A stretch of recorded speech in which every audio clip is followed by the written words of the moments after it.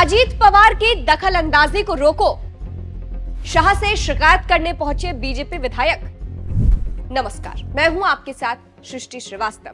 महाराष्ट्र में महायुति विपक्ष से क्या लड़ेगी जब अंदर खुद ही विवाद चल रहा हो और आपस में ही नेता एक दूसरे से नाराज हो। ऐसी बातें हम यूं ही नहीं कर रहे हैं। ऐसा इसलिए कह रहे हैं क्योंकि दावा किया जा रहा है कि बीजेपी के कुछ विधायक एनसीपी नेता अजीत पवार की शिकायत लेकर गृह मंत्री अमित शाह के पास पहुंचे हैं। चलिए आपको भी बताते हैं पूरी खबर के बारे में।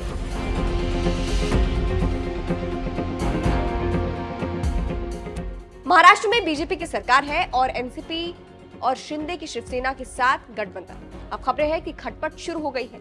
एबीपी की एक रिपोर्ट के मुताबिक केंद्रीय गृह मंत्री अमित शाह के महाराष्ट्र दौरे के समय बीजेपी के कुछ विधायकों ने अजीत पवार के खिलाफ नाराजगी जताई। मीडिया रिपोर्ट्स के मुताबिक बीजेपी विधायकों ने कहा, अजीत उन नेताओं को मजबूती प्रदान कर रहे हैं जिन्हें 2024 विधानसभा में बीजेपी के विधायकों ने परास्त किया था। अजीत पवार की दखल अंदाजी को रोका जाए। आगामी स्थानीय निकाय चुनावों को ध्यान में रखते हुए अजीत पवार बीजेपी की ताकत को कमजोर करने की कोशिश कर रहे हैं और विरोधियों को बल दे रहे हैं।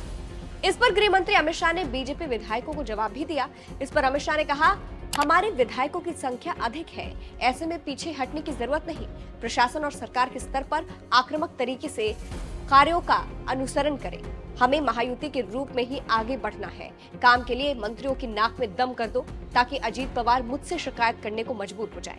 ये जवाब था अमित शाह का। अमित शाह अपने विधायकों में जोश भर कर गए हैं कि पीछे नहीं हटना है और काम करना है और बीजेपी को मजबूत करना है। यही नहीं, अमित शाह ने यह भी कहा कि आप लोग इतनी मेहनत करो, काम के लिए इतने परेशान कर दो कि अजीत पवार शिकायत लेकर आए। वही आपको बता दें, शिकायतों का सिलसिला इससे पहले भी हुआ है जब एकनाथ शिंदे ने अमित शाह से शिकायत की थी। हिंदुस्तान टाइम्स की एक रिपोर्ट के मुताबिक शिंदे अमित शाह से शिकायत करने के लिए मिले थे। अप्रैल के महीने में जब अमित शाह महाराष्ट्र गए थे तब एकनाथ शिंदे ने अमित शाह से शिकायत की थी कि महायुति सरकार में भाजपा और एनसीपी के नेताओं की ओर से उन्हें दरकिनार किया जा रहा है, जबकि उन्होंने नवंबर में हुए विधानसभा चुनाव में गठबंधन की जीत के लिए जरूरी भूमिका निभाई थी। इसके अलावा शिंदे की एक शिकायत ये भी थी कि पार्टी के मंत्रियों के कामों में सीएम ऑफिस की तरफ दखल दिया जाता है और फंड रिलीज में भी परेशानी हो रही है। इसके अलावा शिंदे की एक शिकायत यह भी थी कि पार्टी के मंत्रियों के कामों में सीएम ऑफिस की तरफ से दखल दिया जाता है और फंड रिलीज में भी परेशानी हो रही है। वही आपको बता दें, महाराष्ट्र के नांदेड़ में सोमवार को केंद्रीय गृह मंत्री अमित शाह ने शिवसेना के संस्थापक बाला साहब ठाकरे को लेकर बड़ा बयान दिया था और कहा था कि बाला साहब ठाकरे आज जीवित होते तो वो प्रधानमंत्री नरेंद्र मोदी को ऑपरेशन सिंदूर की सफलता पर गले लगा लेते। अंत में आपको अमित शाह के उसी बयान के साथ छोड़े जा रहे हैं, लेकिन जिस तरह से बीजेपी विधायकों ने अजीत पवार की शिकायत अमित शाह से की है उसको आप कैसे देखते हैं, कमेंट करके जरूर बताइएगा। नमस्कार। जब ऑपरेशन सिंदूर के बाद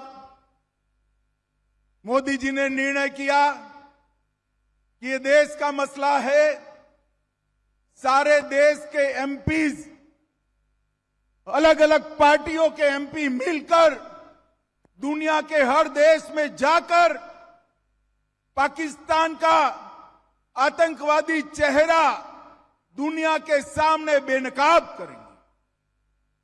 सर्वदलीय प्रतिनिधिमंडल बने तो उद्धव सेना के एक प्रमुख नेता ने कहा, ये किसकी बारात जा रही, मुझे मालूम नहीं होता। ये उद्धव सेना को क्या हो गया है? ये बाला साहब की पार्टी हुआ करती थी एक जमाने में। आज बाला साहब होते तो ऑपरेशन सिंदूर के लिए मोदी जी को गले लगा लेते, गले लगा लेते। और ये उद्धव सेना सर्वदलीय प्रतिनिधिमंडल जिसमें उनके भी मेंबर गए हैं, उसको बारात कहने का काम करती है।